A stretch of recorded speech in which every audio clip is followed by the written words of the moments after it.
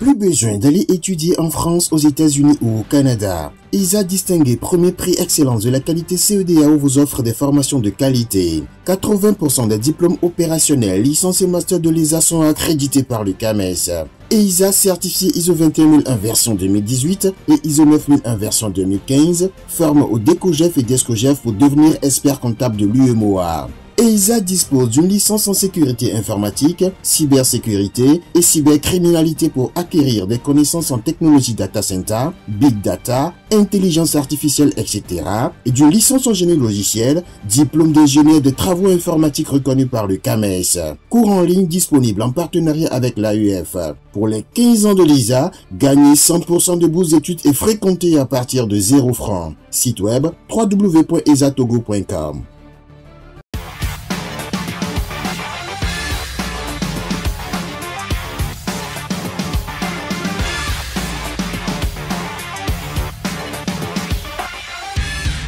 Bonsoir, mesdames et messieurs. Bienvenue dans ce nouveau numéro d'Écho du Togo. Nous parlerons cette fois-ci du gospel. Nous allons voir si le gospel togolais se porte toujours mieux comme avant, l'époque où on avait les Dela Delali, les John Star, l'époque où il y avait une foule, en tout cas une masse considérable de fidèles qui étaient là, qui aimaient.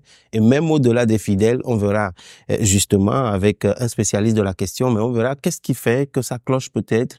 On verra est-ce que le gospel représente véritablement un marché? Y a-t-il véritablement une industrie du gospel comme on a une industrie de ce que les chrétiens qualifient de la musique mondaine? Autant de sujets qu'on abordera avec un manager d'artistes, un entrepreneur culturel, sinon un manager culturel. Et il est le promoteur de SDM Music qui a été lancé récemment. Sa mission, c'est de promouvoir le gospel togolais. Il s'appelle Samuel Tété. Bonsoir. Bonsoir. Je rappelle que vous êtes le fils de William Tété, c'est ça? Bien sûr. Ok. Alors, Samuel Tété, promoteur du gospel. Dites-moi déjà, est-ce que vous pensez que le gospel togolais est comme avant, en termes des grosses pointures qu'on avait, comme Dela Delali, comme John Star? Est-ce que c'est encore le cas aujourd'hui? Bien sûr, parce que aujourd'hui, avec la nouvelle génération qui je n'oublie pas Dabadi Dioboku au passage. Bien sûr, même notre papa Anna Disseni et tout. Voilà, aujourd'hui avec la nouvelle génération, on ne fait que l'effort de pousser ce que nos papas, nos mamans nous ont laissé et de faire encore mieux, surtout aujourd'hui que nous avons les réseaux sociaux avec tout ce qui accompagne la musique. Je pense que ça se portait bien et ça évolue. Vous essayez de faire mieux ou bien vous faites mieux? Par rapport au gros nom, enfin, au grand nom qu'on a eu à citer tout à l'heure, est-ce que vous pensez que vous faites mieux ou bien vous êtes en deçà? En deçà, non. On fait mieux. Vous faites mieux? Ouais. Qui fait mieux dans le gospel aujourd'hui que les noms là qu'on a eu à citer aujourd'hui? Il y a plein de noms. Ici au Togo, je vais déjà citer Maoto Tété, voilà. Oui, je rappelle que vous êtes le manager de Maoto Tété, c'est de bonne guerre. Bien sûr, mais c'est pour dire qu'aujourd'hui, on ne peut pas parler de la nouvelle génération d'artistes gospel sans parler de Maoto Tété, sans en parler de Collins Newman, sans parler de plein d'artistes, Adjo Asika, voilà. Donc, il y a plein de noms aujourd'hui dans la nouvelle génération qui donnent le meilleur d'eux-mêmes. Voilà. Mais puisque vous avez parlé en premier de Maoto Tété et que vous êtes d'ailleurs son manager, je veux faire remarquer un fait que moi-même j'ai découvert, j'avoue, il n'y a pas très longtemps. Il y a une chanson qui fait le buzz sur les réseaux sociaux depuis un moment, qui a été d'ailleurs produite. C'est ça? C'est ça. Du jeune Wilfried. Mais j'apprenais récemment que normalement, c'est un morceau qui appartenait justement à Maoto Tété. Il a même chanté, il a fait le clip tout. Et un an après, personne, enfin pas personne, bon nombre ne sont pas au courant. Il a fallu que le jeune fredonne ça pour qu'on se dise oui, mais attends, que c'est beau. Ouais. Bien sûr, c'est Maoto Tété qui est l'auteur du morceau vraiment. Je pense que ça fait juste quelques mois, pas un an, que on l'avait enregistré lors de notre concert à Metapole Experience. On fait plus de live recording, on enregistre au cours de nos concerts, qu'on a même fait un feat avec Ellie Brand du Ghana. Donc, vous savez, Dieu a toujours sa manière de faire les choses, et Dieu a juste passé et par Wilfried pour révéler encore ce morceau, et on va pas se voiler la face que le petit Wilfried a donné vraiment encore un plus au morceau. Voilà. Donc, on rend gloire à Dieu pour ça. Donc, c'est ça. Bon, là, on est sur un plateau de télévision. Ouais. Ici, c'est beaucoup plus les arguments scientifiques qui tiennent. Ouais. Mais bon, je vois que vous avez apporté ça dans un domaine spirituel en disant c'est peut-être Dieu qui a voulu. C'est quand même pas Dieu qui aurait voulu que le morceau de Mao Totete nous prenne. Ouais. Jusqu'à ce que Wilfried nous reprenne finalement la chanson, c'est ça? Oui, Wilfried a déjà interprété plusieurs morceaux sur le réseau TikTok qui n'a pas pris, comme Vomamo. Donc, si c'est Vomamo qui a pris le dessus dans ses vidéos, ça veut dire que déjà le morceau garde quelque chose de spécial, et aussi avec sa voix qu'il a prêté au morceau, je pense que ça a donné un plus au morceau. Voilà. Est-ce que votre artiste aujourd'hui est connu du nord au sud? Je prends juste l'exemple Mao Totete, hein. Ouais. Je viens de lui dire qu'aujourd'hui on peut pas parler de la musique chrétienne, gospel au Togo, sans parler de Mao Totete. Alors, musique gospel, on vous reproche souvent d'être, permettez-moi le terme, sectaire, c'est-à-dire pour les concerts gospel, tout ça, vous retrouvez seulement entre vous, et c'est ça qui ferait peut-être que les artistes gospel n'ont pas autant de notoriété que ceux qui chantent la musique qualifiée de mondaine. Est-ce que vous comprenez ces critiques? Bon, je peux dire que oui, parce que vous savez, la religion, c'est la religion, hein. Et après aussi, il faut dire que des fois, on est limité aussi par notre communication, parce que moi, je me dis, la Bible dit que nous sommes la lumière du monde. Donc, pour moi, particulièrement, notre musique doit aussi aller au-delà de nos communautés, et aller même chez des gens qui ne sont pas chrétiens, forcément. Mais c'est vrai qu'il y a aussi des artistes, ou il y a aussi des acteurs du gospel qui n'aiment pas aussi coopérer avec d'autres peut-être artistes, je veux dire séculaires, ou d'autres acteurs qui ne sont pas forcément dans le gospel. Mais je pense que notre musique, tout le monde le chante. Ouais, parce qu'il y a des gens aussi qui ne sont pas chrétiens qui chantent nos morceaux dans leur berceau et tout. Je vais peut-être reposer la question autrement. Est-ce que vous voyez votre artiste Mao Totete, par exemple, faire un featuring avec Ghettoï? Je viens de dire quelque chose, tout dépend, hein. Tout dépend de ce que nous voulons véhiculer. Donc, c'est possible. Je vais dire c'est possible, et je peux dire encore que ce n'est pas aussi possible. Vous n'êtes pas sûr? Ouais. Je viens de lui dire que ça dépend de ce que nous voulons faire. Et excuse-moi, si par exemple il y a un projet on veut faire un morceau pour le Togo, et qu'on rassemble les artistes, la paix au Togo par exemple, je pense que pourquoi pas. Mais si c'est pas dans ce cadre, et que c'est un artiste gospel, et puis un autre comme Ghettoï par exemple qui disent, ou que Ghettoï dise, j'ai eu une inspiration, je veux faire un morceau pour louer le Seigneur. Et je sais que l'autre aussi, c'est quelqu'un, sa spécialité, c'est de louer le Seigneur. Les deux ne peuvent pas se mettre ensemble pour louer le Seigneur? C'est possible. C'est possible. Mais oui. Il y a vraiment un mais. Parce que je viens de dire quelque chose. Ça dépend. Parce que nous sommes, il y a ce côté aussi de religion que nous protégeons aussi avec notre communauté aussi. Donc ça dépend comme je viens de le dire, ça dépend de l'objectif. Voilà. Si par exemple on dit un artiste, c'est qu'il avait fait un featuring avec peut-être mon artiste et c'est de louer Dieu.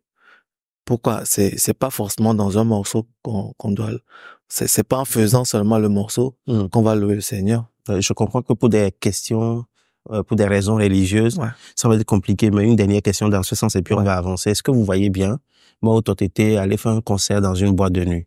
Attention. Jamais. Attendez, vous avez dit, vous êtes la lumière du monde. Oui. Dans les boîtes de nuit, c'est l'obscurité, entre griffes. Ouais. Et donc, est-ce qu'il ne peut pas être cette lumière-là dans l'obscurité? Ouais.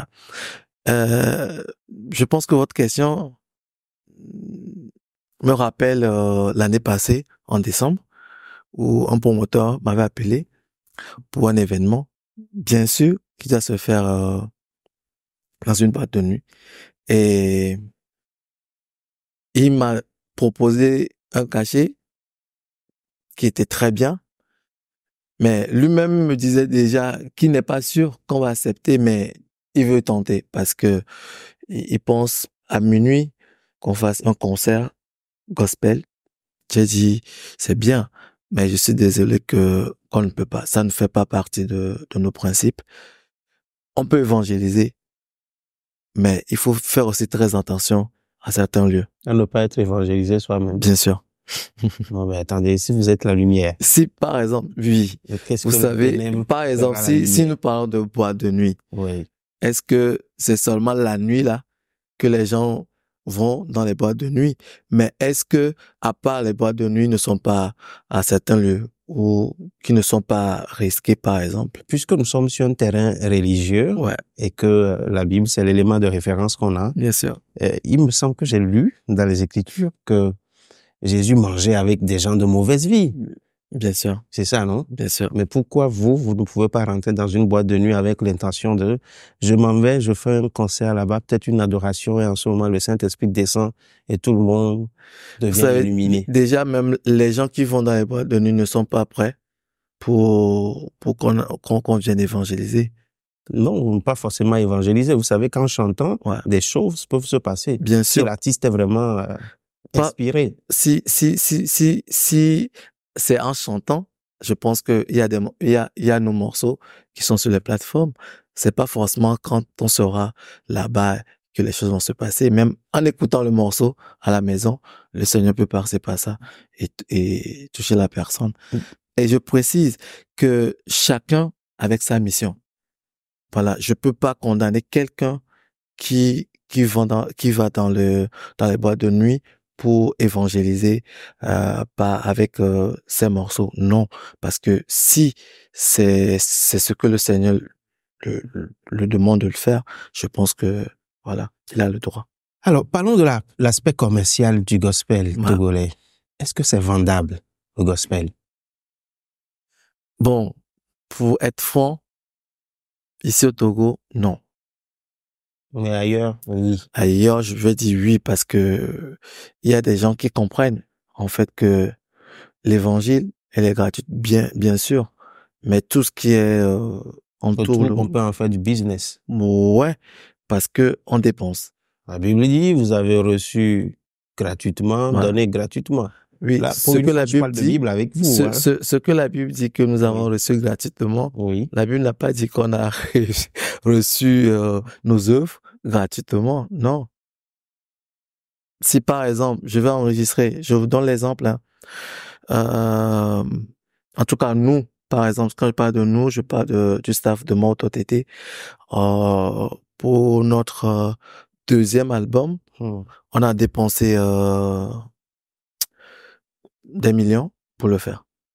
Donc, vous pensez que après avoir dépensé, et si on veut continuer encore, pas produire aussi après des albums, si on le partage, où on trouvera encore de l'argent pour continuer. Donc, je veux dire... Le Seigneur va faire grâce. Oui, le Seigneur fait grâce toujours. Mais vous savez, il y a des gens qui sont appelés à être... qu'est-ce que je dois dire? Qui sont, je vais dire, juste des missionnaires ou des évangélistes qui prêchent à travers les morceaux. Il y a des gens qui font la musique qui est vraiment aussi leur profession. Voilà, et qui s'investissent beaucoup. Donc, après tout, il faut le retour. OK. Il faut le retour. Vous dites que quand on dit vous avez reçu gratuitement, donné gratuitement, ce n'est pas exactement ça. Qu'est-ce qu'on a reçu gratuitement qu'on est censé donner et à partir de quel moment la dimension commerciale entre en jeu? C'est le salut que nous avons reçu gratuitement. Et la voix, la belle voix. Tout le monde n'est pas venu au monde avec une belle voix, non? Ben, bien sûr. Ça aussi, vous l'avez reçu gratuitement. Gratuitement, mais le Seigneur t'a donné son don et tu peux faire de ça de ta profession. OK. Alors, on sait que le monde du show business, de façon générale, est très bien organisé. On parle même d'industrie. Est-ce que c'est le cas au Togo? Est-ce qu'il y a une véritable industrie du gospel? Je vais dire pas vraiment, mais nous faisons le nécessaire avec les moyens de bord pour vraiment professionnaliser ce domaine. Voilà. Et comment est-ce que les autres ont pu quand même faire pour émerger les grands noms qu'on avait cités au début de l'émission? S'il n'y a pas d'industrie, eux, ils s'en étaient pris comment? Vous savez, la musique des années 80, 90, c'est différent d'aujourd'hui. Où est la différence? Ouais, la différence est que déjà, il n'y avait pas beaucoup d'artistes. Il n'y avait pas trop de concurrence, en fait.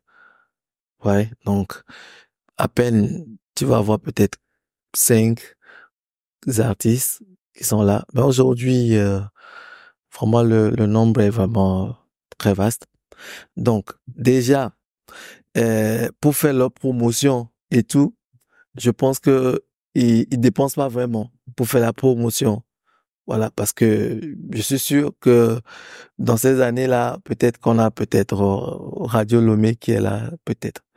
Voilà. Donc, pour faire la promotion, tout le monde va là-bas, puis c'est bon. Mais aujourd'hui, avec les médias, il faut aller presque sur tous les médias pour vraiment faire la promotion de ta musique et tout.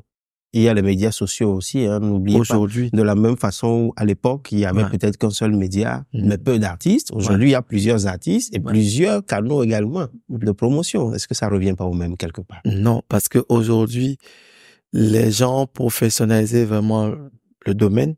Donc, même avec les réseaux sociaux, tu prends un CM, tu dois le payer. Tu prends un technicien de radio, tu dois le payer. Donc, ce n'est pas seulement une radio où tu vas être tout est fait ou seulement tu vas peut-être à la TVT ou pas. Non, aujourd'hui, on a plein de médias que tu dois faire le tour. Et ça aussi, c'est les moyens. Mais avant, je pense que c'était très facile. Tu vas juste en radio. Mais excusez-moi, j'étais pas aussi j'étais pas là dans ces années-là, mais je me dis que pour moi, c'est un peu facile parce qu'aujourd'hui, pour faire la promotion, il faut vraiment faire un budget bien pour vraiment communiquer. Ok, faire un budget bien pour communiquer. Mais vous êtes lancé récemment avec SDM Music, dont je suppose l'enjeu ou l'objectif, c'est de faire la promotion du gospel togolais. Vous allez faire comment? Vous allez créer une industrie finalement? C'est comment? Bien sûr, nous avons notre label qui est là. On est dans la communication et puis l'événementiel où on accompagne des artistes, des jeunes talents pour vraiment les soutenir à émerger. Voilà. Et tout d'abord, les faire comprendre que nous sommes en train de travailler. C'est un métier. Il faut respecter. Il faut apprendre. Il faut être professionnel. Quand tu veux faire un métier, il faut être vraiment professionnel et les accompagner, que ce soit avec la communication, que ce soit financièrement. Voilà, on faire ce qu'on peut faire pour les pousser. Maintenant, comment vous comptez rentabiliser cela? Puisque vous avez dit tout à l'heure, en tout cas il n'y a pas longtemps, que ailleurs, oui, c'est rentable, mais ici, c'est pas rentable. Oui, vous savez, il faut commencer par quelque part. On va pas dire que c'est pas rentable, donc on va pas essayer. Voilà, moi je suis un entrepreneur culturel. Je vois les choses très grandes et ma vision est très grande. Donc je sais que si je commence par quelque part et que je fais bien, dans quelques années, ça va marcher. Voilà. Alors, notre pays, le Togo, en termes de marché de consommation, est quand même assez étroit. Hein, le marché est assez étroit. Est-ce que vous pensez pas que c'est ça aussi quelque part qui tue les artistes gospel, l'étroitesse du marché?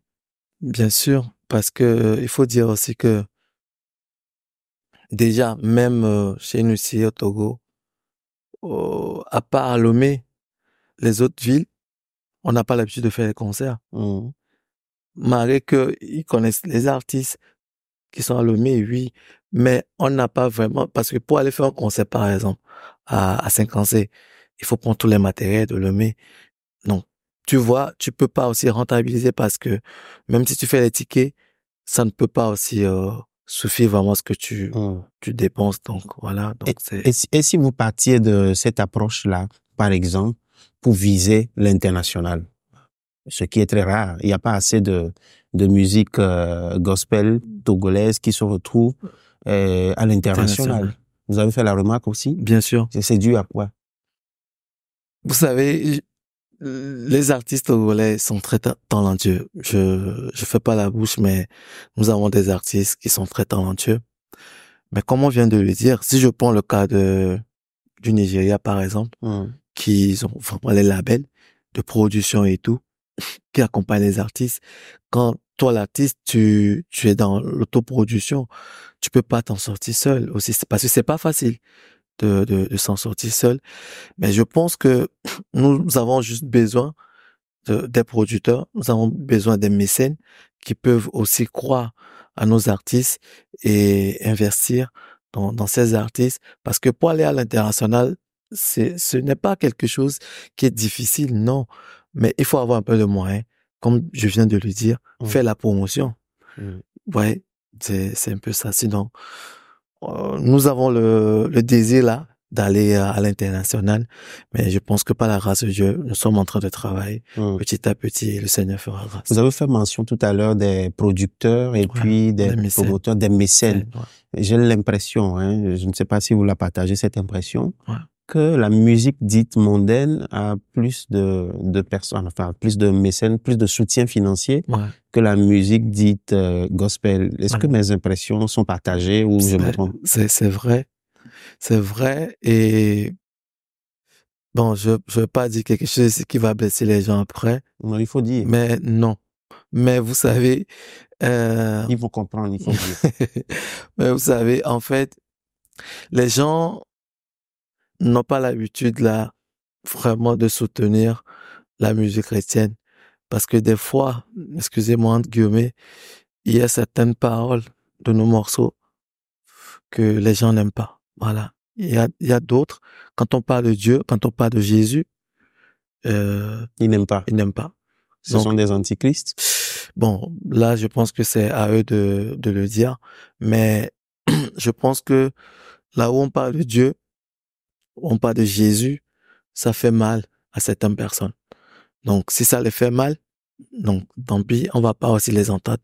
On va pas aussi les attendre que c'est eux qui viendront afin que nous amenons aussi. Et à l'interne alors, dans ce qu'on appelle le corps du Christ, il y a des gens de l'argent, non? Bien sûr. Oui, et alors comment est-ce que ces personnes-là ne comprennent pas l'enjeu en disant, ok, ce n'est pas aux gens du monde entre guillemets qui viendront peut-être faire ça à notre place. Je profite pour dire déjà merci à Monsieur Sokogiste, un homme qui est prêt toujours à nous soutenir. Des gens comme Monsieur Badi, des gens comme Monsieur Donald, il y en a plein qui sont tous des chrétiens qui nous accompagnent sur nos événements et tout. Donc il y a plein de personnes aussi qui sont des chrétiens qui ne comprennent pas que c'est à eux de soutenir les artistes gospel. Voilà. Donc c'est ce qui fait que des fois l'Église ou le corps du Christ perd des fois des talents. Voilà, parce que quand peut-être tu n'es pas solide, quand tu n'as pas une foi vraiment solide et que quelqu'un te propose quelque chose et que tu trouves plus intéressant, tu risques de laisser ta mission et d'accompagner la personne. Cette personne-là. Voilà. Samuel Tété, nous sommes arrivés à la fin de cette émission. Je me sens que vous avez un programme dimanche. C'est ce dimanche ou l'autre? C'est ce dimanche. Ah, c'est ce dimanche. Ok. Alors, un mot spécial là-dessus? Ouais, c'est notre premier, et je vais même dire grand concert, parce que c'est vrai, j'organise les événements, que ce soit à Élévation pour mon boss, et aussi j'accompagne d'autres artistes. Mais en tant que structure, SDM Music, c'est notre premier concert et qui sera très grand. Et on accompagne l'artiste Eric Ask qui va faire son concert que nous sommes en train de produire et qui sera à CTF Togo 2000 à 16h. L'entrée à 2000, 5000, 10 000, 50 000 pour une table de 4 personnes qu'on invite les gens à venir. Après, vous allez passer à la comptabilité pour cette publicité. Bien sûr. Eh bien, Samuel Tété, merci. Ça fait plaisir d'échanger avec vous au plateau au sujet du gospel togolais. On vous invitera dès que le moment sera encore favorable. Merci. Avec plaisir. Bon courage à vous. Merci. Chers téléspectateurs, merci à vous également pour le temps accordé. Merci encore une fois, véritablement, pour ce rendez-vous honoré à chaque fois. Et sur ce, je vous dis dans le prochain numéro pour une prochaine thématique.